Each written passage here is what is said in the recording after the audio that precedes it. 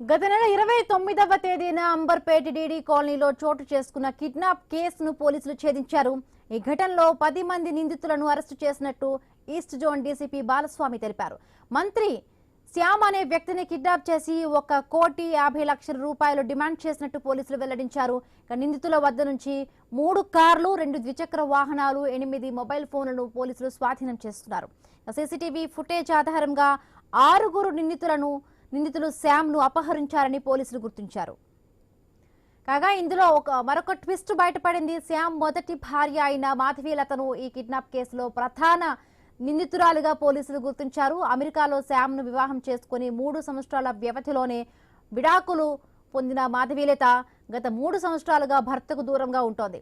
బాధితుడు శ్యామ్ తన పేరును అలీగా మార్చుకొని ఫాతిమా అనే మహిళను రెండో వివాహం చేసుకున్నాడు. శ్యామ్ తండ్రి నుంచి వచ్చిన 20 కోట్ల రూపాయల విలువైన ఆస్తిని విక్రయించినట్టు సమాచారం. ఈ కేసులో ప్రధాన సూత్రధారి సాయి, మరొక 2 నిందితులు జి ప్రీతి, ఎల్ సరితగా పోలీసులు పేర్కొన్నారు. కిడ్నాపర్ల నుంచి శ్యామ్ తెలివిగా తప్పించుకొని పోలీసులకు వివరాలు తెలియజేయగా కేసు నమోదు చేసిన పోలీసులు 10 మందిని అరెస్టు చేశారు. కేసులో మిగిలిన 4 త్వరలోనే పట్టుకుంటామని డీసీపీ బాలస్వామి తెలిపారు. కిడ్నాప్ కేసులో ఈరోజు 10 మంది అక్యూజ్డ్ పర్సన్స్, ఇందులో మొదటి ముద్దాయి సూత్రధారిని కూడా అంబర్పేట్ పోలీసులు under the leadership of ACP Kachiguda Harish Kumar, SHO. We arrested 10 persons who involved in this case.